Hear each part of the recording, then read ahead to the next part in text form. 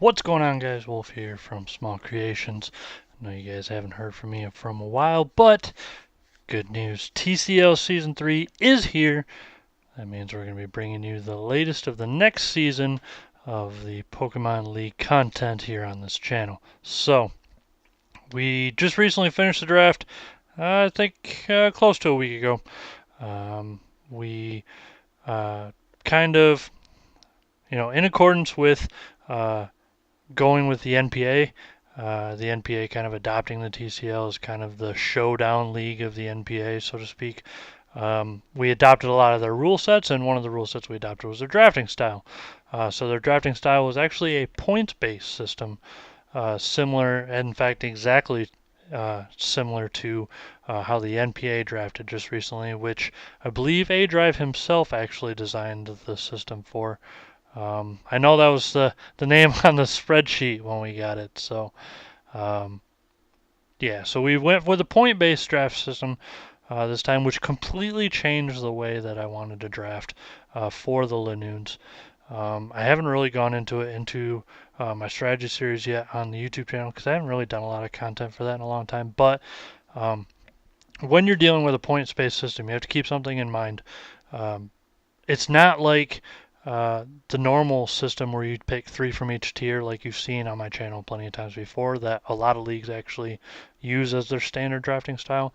And there you just kind of want to pick the biggest threats that you can and get some kind of synergy going with your team, and build a core and then build around it, as I've taught you guys before. But with a point-based system, it's all about picking things that other people are going to pick before you. And it's very much a keeping an eye on everybody else's points total. It's extremely important to do that, and that's what I did throughout this whole draft, and it allowed me to push a lot of really high, normally what would be a high pick. I pushed them pretty much to the end of the draft because I could. Nobody could afford them with my points, and I'll get into that in a little bit. But you can see on the screen in front of you the full lineup of the Detroit Linoones. We did get Clefable, Latios, Talonflame, Tangrowth, Cobalion, although I think a lot of people pronounce it Cobalion. I don't know how to pronounce that thing apparently. Mega Absol is our Mega. We also have Jellicent, Diggersby, Electivire, Rampardos, and Muck to finalize our 11. It is going to be 11 and not 12 just because of how the drafting format's set up. So, one short. It shouldn't make too much of a huge difference. I tried to keep my team typed differences spread out as much as possible so I didn't double up and possibly miss something. But general appearances of the team, the analysts, for instance, that have looked over the team, the NPA analysis who are doing the TCL analyzing for this season, out of the 3 of them that did the analysis video, 2 of them didn't seem wowed at all by this team.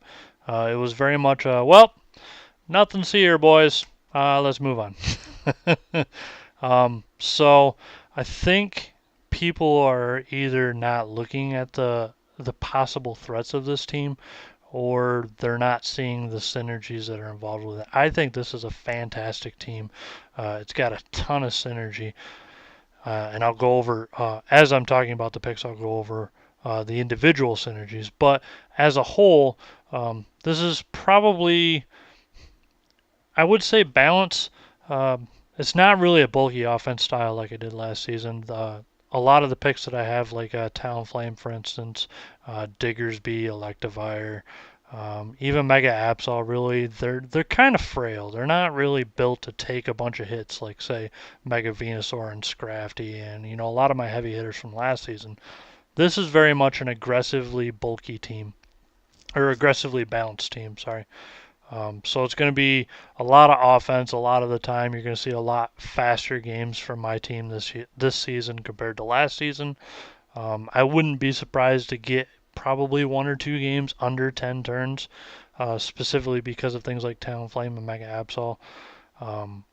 But with an offensive core of 4 priority users, we got Diggersby, Mega Absol, Talonflame, and Muck with Shadow Sneak. basically 3 primary with Muck kind of sneaking in a couple of hits here and there. But Mega Absol, Talonflame, and Diggersby, all 3 of them with huge, hard-hitting priority. It's going to be very hard for any opponent to set up on me at all, especially with Clefable with Magic Guard.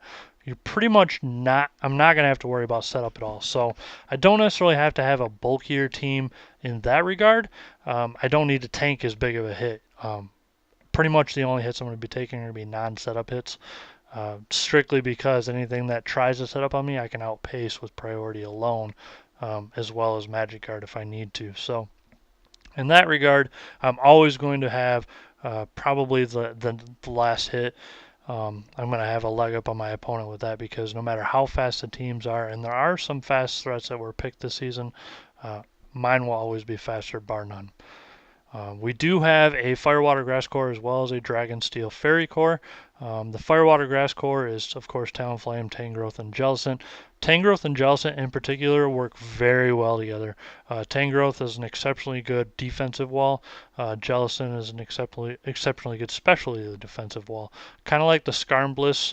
A little worse on the typings, of course, because grass and water don't really complement each other as well. But Tangrowth with the Regenerator and Jellicent with Water Absorb means Jellicent's going to be switching in on pretty much all the Scalds that are coming at this team, and Tangrowth's going to be switching in on a lot of the defensive threats that are coming in against this team, specifically defensive stuff. A lot of rock hits, a lot of earthquake absorption because it doesn't have poison typing, things like that. It's going to soak a ton of hits. And these 2 alone are probably going to be very tough for my opponent to deal with, especially with the addition of Will-O-Wisp on Jellicent to help buffer the amount of damage that Tangrowth takes and Jellicent takes, because they both have very good forms of reliable recovery with Regenerator, Recover, even Giga Drain or something like that from Tangrowth. So very good defensive core with that. We have Mega Absol, who not only has Magic Bounce to deter all the rocks and stuff that are going to be coming at Talonflame's way, but it also deters a lot of status effects that are going to be coming our way, especially because things like Cobalion and Latios and stuff, you really want to Thunder Wave those threats because of how fast they are to kind of slow them down and then kind of take them out from there. Magic Bounce kind of eliminates the need for that. We also have Motor Drive on Electivire to take a lot of the electric hits that are going to be coming at Talonflame and Jellicent and turn them into free speed for Electivire. And with Electivire's coverage, he'll be able to punish the opponent who tries to rely on Volt Switch or a Volt Turn Core to try and bounce around these teams' threats. So we have an excellent defensive synergy with that. Offensively, we have access to Latios. I had the choice of picking Latios or Latias, which I'll go over, but I picked Latios strictly because it's a setup sweeper, and I don't need the Healing Wish support because I already have Clefable with Healing Wish, and 2 Healing Wish users seems kind of iffy. I didn't really like that too much, but I do like Latios' additional coverage and the ability to go physical, which Latias can't really do very well. So, generally, in terms of the threats, this team has just got a whole lot of stuff that's going to be it's going to bring a ton to the table. And there's going to be a lot of flexibility, a lot of versatility. Just about everything on this team right now is got several move sets, 4 moves or 4 move syndrome on quite a lot of things. So in classic Wolf playing style for the TCL, the opponents are going to have a hard time picking out what I'm going to be playing week to week. So I'm definitely excited to play this team. Now, to start the draft off, in terms of positioning, we were near the end. We were 2 picks from the end, in fact. We were just followed by Cap, and then Rennie. Rennie T again took the very end of the draft, just like last season. Throughout the draft in the first round, the only real relevance threat that I was really afraid of was Mega Altaria. But I was noticing that people were starting to lean towards a lot of very powerful threats. For instance, Colin, our week 1 opponent, took Volcanion, which I haven't had any experience with outside of a little bit of OU laddering. And then we got, of course, Mega Altaria. There was a couple other picks. I can't remember off the top of my head. It's been a little while. But Clefable is basically a catch-all answer. It's the best support Pokemon basically in League, bar none. It's also one of the best fairy types in League, if not the best. So having that strong fairy type, which I lacked last season, is definitely going to come in my benefit, especially as the draft went on. Just about everybody was starting to rely a lot on dragons. In particular, the tiering system seems to be a little biased towards dragons. Goodra, for instance, was pumped all the way to tier 1 because of its special defense tank ability. Tons of dragons, tons of dark types, just about all the viable dark types, barring like Sneasel, was tier 1 or tier 2. So having that extra fairy type became a lot more important. Following Clefable, I wanted to pick either one of two things. I wanted to pick Talonflame or I wanted to pick Mega Charizard X because Mega Charizard X hadn't been picked at that point. And basically I was just waiting on Cap and Rennie to pass on it in order to pick it up because if I could pick up Clefable and Mega Charizard X, that would be amazing. Sadly, I did not. Rennie snagged it, as I should have really expected him to because he did his 1v6 sweeps. His sweep videos, one of them was in fact Mega Charizard X, so I know he knows how to use it and he's going to do a lot of damage to the league with it, but we were happy picking up Talonflame. Talonflame is probably one of Clefable's biggest counters. One of the only things really that outright counters Clefable. So picking up Talonflame, pairing it with Clefable was very much in our benefit, and it basically set me in a position to where I could just draft an aggressive team with good defensive cores and then just pick every offensive pick that I wanted to pick in the entire draft, which is basically what I did going from pick to pick. So why do I love Talonflame so much? I think Talonflame is very underrated in draft. I played with it in EGL Season 1 and loved it. I've seen it used. EGL Season 2, Steven used it, in fact, with Clefable, and those two together were very good for him. I also know Erevar from EGL Season 3, though I didn't participate. He also drafted that same pair of Clefable and Talonflame. So, I mean, there's a lot of experience that I have in my belt for this specific pairing, but also with Talonflame in general. Brave Bird spamming is just very good, and if people aren't careful, it's just going to sweep through their team entirely. So, very happy to pick that up.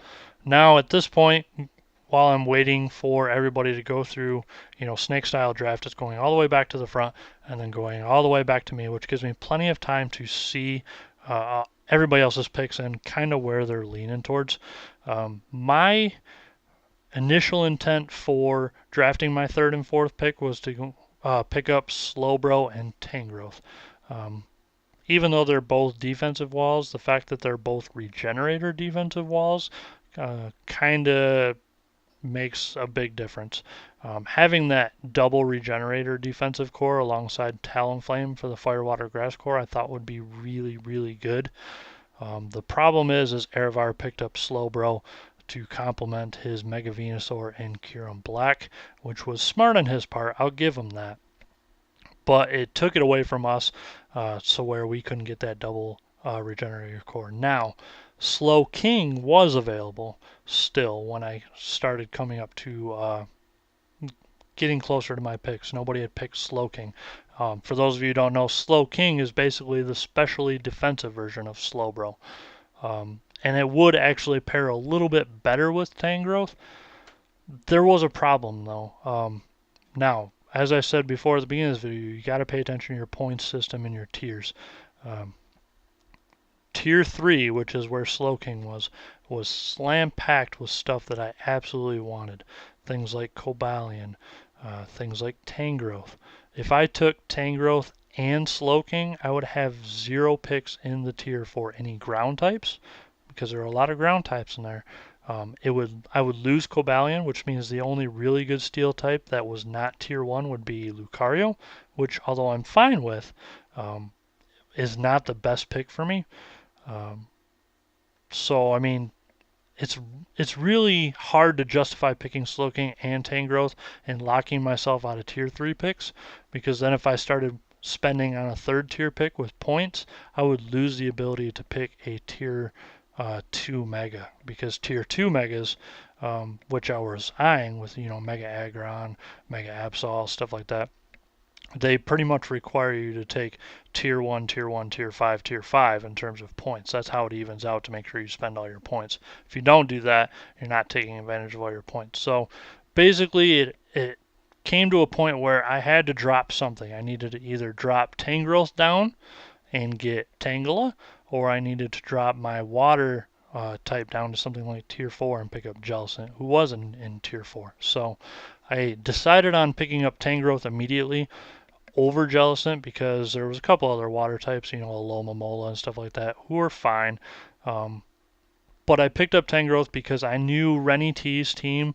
He had Mega Charizard X and Excadrill. He's going to be looking for a good grass type. He's going to be looking for either Tangrowth or Amoonguss. And I just knew he was going to snag one of them. I wanted to pick the one that I absolutely wanted first, which was Tangrowth. I didn't want Amoonguss. This team is too aggressive for that. So if I leave Tangrowth and Rennie T picks it and I am stuck with Amoonguss, I'm going to be a lot worse off. Tangrowth has the not over Tangela because that extra increase of offensive capabilities. I wanted my walls to be able to do offense if I needed to. I need them to switch gears and put pressure on my opponent. I can't just have them soak hits all the time or else I'm not going to get anywhere. I'm not going to get my opponent to the point where Talonflame actually takes over. So we went with Tangrowth first, which actually proved to be a good thing because, as I predicted, Rennie T immediately started shaking his fist at me and ended up snagging the Amoonguss because he really wanted Tangrowth. So we picked up Tangrowth, and then as the wheel came back around, we picked up Jellicent. Jellicent offers, as I've talked about before, a lot of things that complement Tangrowth very well. That Will-O-Wisp support, Hex. You also have very reliable recovery. You get Water Absorb. Water Absorb is crucial because it absorbs all the Scalds that are coming my way. Having a way to deal with Scald is nice, and I've actually started to really love having a Water Absorb user on the team. Regardless of what draft team I have, whether it be Vaporeon or Jellicent or something like that, because soaking those Scalds and guaranteeing you don't get burned is actually pretty relevant a lot of the time. So we were happy to complement the Firewater Grass Core there. Now, going by the point system, I was trying to keep myself open. I wasn't necessarily locked into a Tier 2 Mega yet. I still had all of my free picks except for my Tier 1, which was Talonflame. So I could pick a Tier 1 Mega. Now, I was kind of leaning on the fence between one way or the other. If I were to pick a Tier 1 Mega, I would pick a Mega Latios or a Latias. Although I kind of hate on those in terms of strict tier-based drafting, when it comes to point systems, it's basically a free Lottie because your Mega doesn't cost any points. So if I were to leave my Tier 1 Mega open until the last possible second, because at this point people were spending all their high points still, watching as it come back around, I pretty much didn't have to pick any more high tier stuff at all. Like I didn't have to. I could have just left them until the very last pick of the entire draft. Now, I could have left those and then just picked up Mega Latias at the end or Mega Latios because I didn't care which one I got, and just focus on filling out my curve and picking out the best things out of each tier that were left. The other alternative was picking up Mega Absol and going down kind of the same route, only using one of my last Tier 1 picks for picking up a Lottie, and then just kind of sticking down in Tier 5. Like, if I were to pick a Tier 2 Mega, it would give me a little bit higher of a curve with more Tier 1s, but a little bit lower of a curve. It'd kind of make a more polarizing draft, so to speak. Whereas picking a Tier 1 draft kind of makes it a more linear where, you get another Tier 1, another Tier 2, another Tier 4, another Tier 5. So I can kind of spread it out a little bit. A lot of my decision hinged on whether or not I could get a hold of Weavile. If I could have got a hold of Weavile, I would have easily would have picked Mega Aggron, and I would have just gone Mega Aggron and Weavile, and I would have had an amazing Dark type with good Steel coverage, good Fairy coverage, and then I could have picked up a dragon like Zygarde or something in Tier 2 and I would have been completely happy with that core. The problem is Colin picked up Weavile, and then somebody else picked up Mega Aggron. So dark types were getting to be very, very, very slim, which kind of made me lean more towards Mega Absol. I really wanted a dark type. You really got to have something that has that stab knockoff, or something that has a really good reliable dark coverage, especially since a lot of people like to pick psychic types, like a lot of the high tier psychic types. Lotties are high tier psychic types. Victini is a high tier psychic type. Celebi is a high tier psychic type. Then you have things like Gardevoir, which although is fairy and gets neutral coverage, it still does a lot of damage to it. What else? You have things like Reuniclus, which is a tier 2 pick, which I don't think actually anybody picked, strangely. You also have the Slowbro that was picked, the Slowking that was picked later on. So you have a ton of psychic types that are going through this draft. Absolutely had to have a dark type. So I kind of focused on Mega Absol. What cemented it for me was after I came back around to pick 5, I picked Cobalion. I think I picked Cobalion next because I wanted to keep my tier 2 open. Tier 2 had, at the time, 5 ground types. So I knew no matter what happened, there wasn't 5 people who could pick from tier 2 anymore. So I knew I could always get my ground type from tier 2. Guaranteed. No, it's just, it was what it was. So I was always going to be able to keep my tier 2 free, which I hadn't taken yet, and just pick a ground type there and be done with it. So I jumped down to Cobalion at tier 3, which was fine because I actually like Cobalion more than Lucario in this team. It's a little bit faster. The power is just a little bit more. It still gets Swords Dance. Also gets, I believe, Nasty Plot for, I don't know, it might get Calm Mind. It's either Calm Mind or Nasty Plot. For the special coverage, it has excellent move pool, arguably even better than Lucario. It also has Volt Switch momentum. People often forget about the Volt Turn capabilities of something like Cobalion, because Cobalion gets Volt Switch. I think it gets U-Turn too. It might not. It might just get Volt Switch. But it definitely gets Volt Switch, which complements well with Diggersby and Talonflame. At the time, I didn't have Diggersby, but having Talonflame meant that I already had my Volt Turn core established. I also picked Electivire here pretty quickly, which gave me another Volt Turner. So now I have 3 people.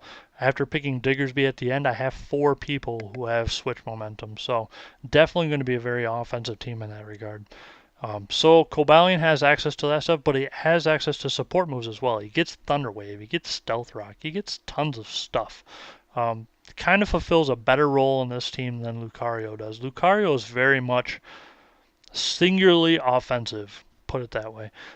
Yes, it has a very flexible move pool. It can definitely go special, it can definitely go physical, but Cobalion can do the same thing and get support moves on top of that. So in this team, I really liked Cobalion. Now, I mentioned I picked Electivire. The reason why I picked Electivire is because I need an electric type. My tiers were getting a little bit slim. I was pretty much looking in tier 5 for viable electric types. I also had access to dip down one of my tier picks. I could have taken one of my tier 1s and just made it like a tier 3 instead. Gone like tier 1, tier 3, tier 3, tier 5.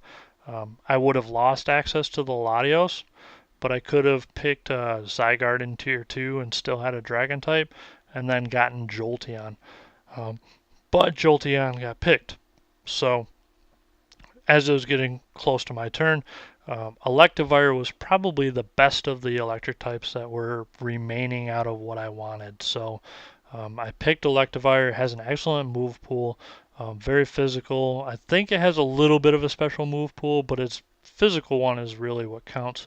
Motor drive, as I mentioned before, to absorb all those electric attacks, get that speed boost, and then either start hitting hard or Volt Switch out when you get a bad matchup and bring in something that does have a good matchup. So definitely good in those regards. Excellent addition to the team. Now, going through, because this was the next even pick, which means I had to go through and watch the other teams pick even more, I noticed something very I wouldn't say peculiar, but I took note of something very important which will impact my next pick. Pablo, the winner of season 2 of the TCL, Tablemon, he had committed himself 100% in the very beginning of the draft to 2 tier 1 picks in his free picks.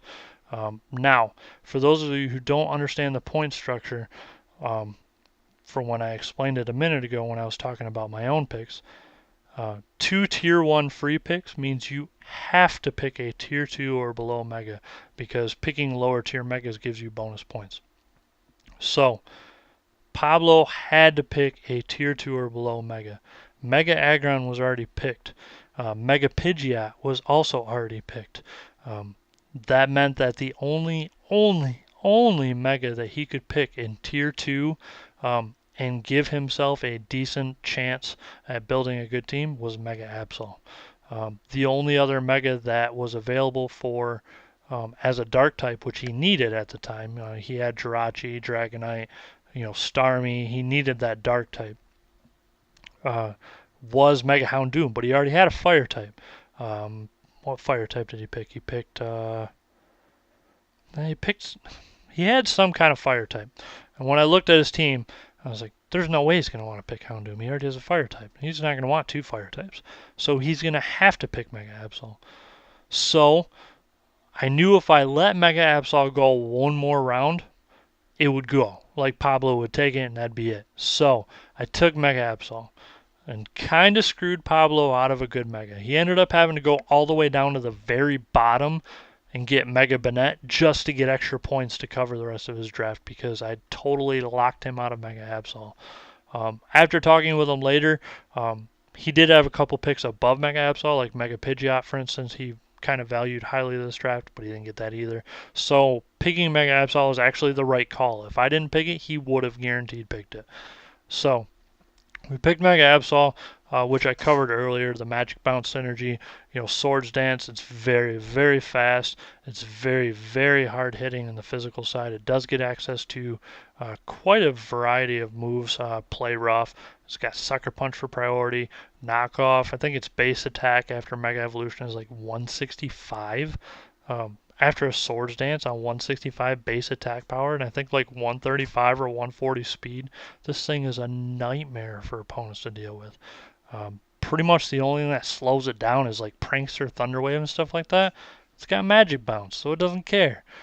It's just very, very good, and it's exactly the type of dark type I needed for this team. So we picked that up to make sure Pablo couldn't snipe us. I guess hurting him was kind of incidental. I really wanted to make sure he didn't take it and snipe us. That was mainly the reason why I took it. So at this point, we have 3 picks left. So, well, technically 4 picks left, because we hadn't picked the Latios yet, but we knew we were going to at one point or another, which ended up being this pick. Talking in chat with some of the other members, one of the members, Sky, mentioned that he didn't want anybody to snipe his picks in Tier 1. He still had 1 Tier 1 pick left. Now, he hinted at one of 2 possible ones that he wanted. Neither of the Lotties had been picked yet. So, if I didn't pick the Lottie that I wanted, there's a chance he could have taken it. Now, I could have left Lottie alone, because in reality, I don't care that much which Lottie I get. I could have left that one alone. I don't have to worry about my Tier 2 Pokemon for our ground type yet. I could have just gone into Tier 5 and, scrounged around for another really top Tier 5 pick that nobody had really taken yet. But I figured, there's not a lot of value left in Tier 5. I mean, there's not really a lot of value in Tier 5 to begin with. I took the one that I wanted in Electivire. The rest is just kind of gravy on top. So I picked Latios just to confirm that I got the Lottie that I actually wanted. Latios, a lot of people, including myself, will say Latios is better than Latios 100% of the time. Just stop picking the blue one first. You always want to pick the pink one first, or purple, or whatever. I can't even remember the color Latios is. Always have said that, because Latios gets Healing Wish and stuff like that. But, well, it's a big but, Talonflame and Clefable pair very, very well with Latios specifically. And the reason why is because Latios has more offensive pressure. Clefable can pretty much handle most of the defensive pressure that comes at this team's way. So you want something with a little bit more offensive power. Again, Clefable gets Healing Wish. Clefable gets all of the support moves that Latias has over Latios in the first place. So Latios has a little bit of offensive pressure and the ability to go physical, which I mentioned before. It has Dragon Dance, which Latias doesn't have, so it can be a setup sweeper in a pinch. It still has access to all the important moves that Latias has in terms of things like coverage and stuff like that. But I give up the support moves that I already have covered in favor of more offensive pressure. And in this specific team, Latios is better. Pairs better with Talonflame and things like that to take out threats that Latias can't one-shot. So we picked Latios and we ran with it. Now we have 3 picks left. We know one of those picks is going to be pretty much at the very, very, very end of the draft, so I'm leaving that as my Tier 2 pick. I'm just going to focus on my Tier 5 picks, figure out what my team is lacking, and then go from there. So, waiting for the rest of the picks to get basically my last picks, because Diggersby is a free pick for me at this point, because nobody can take it. Looking at the Tier 5, I noticed a couple things I needed. I needed a rock type, and I needed some type of poison coverage or something. Something that has good coverage and can deal with fairies if Cobalion goes down.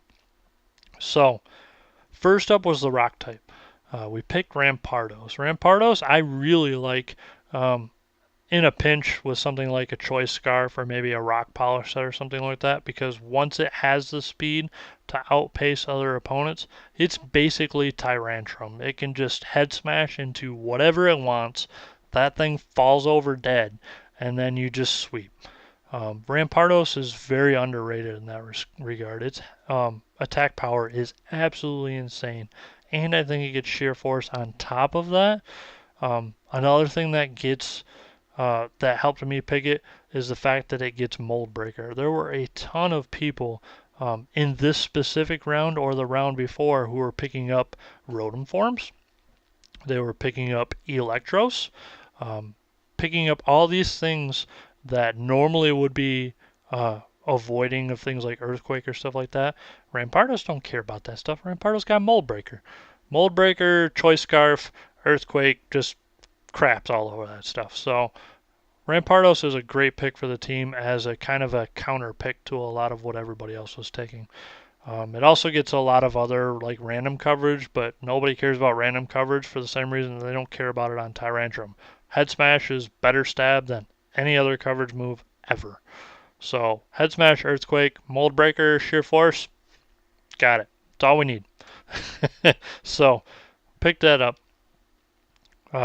Going back around, basically our last contested pick, we picked Muck. Now, I said I wanted a poison type, and I did.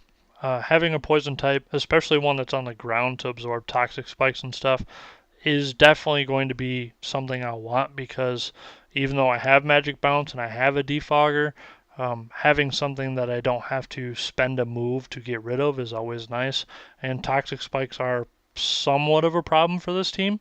Wears down our defensive walls of Tangrowth and Jellicent. Hits Clefable if I have Unaware on, things like that. So gets rid of those just fine. It also has a ton of coverage options. It's basically a good special wall in a pinch if Jellicent goes down. Has very decent, specially defensive stats.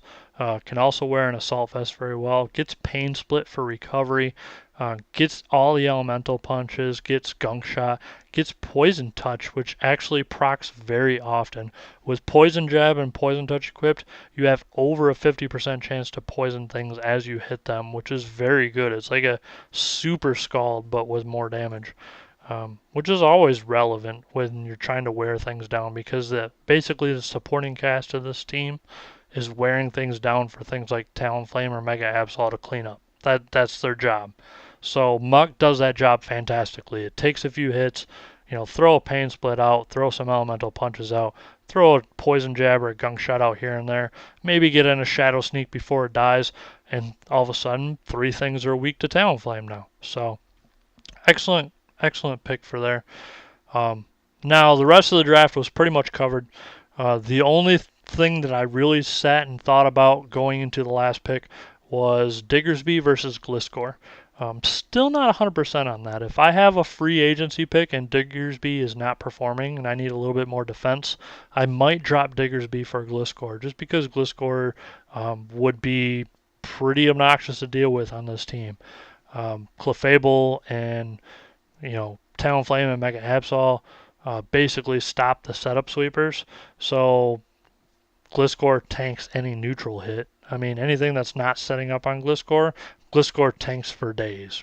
Between Roost, Substitute, Protect, Toxic Heal, it pretty much lives anything. So I went with Diggersby though because Diggersby again has priority. It's got some normal typing, which is kind of cool for absorbing those ghost moves. We do have a couple ghost weaknesses. We want to make sure we don't, something can't just be spammed on us.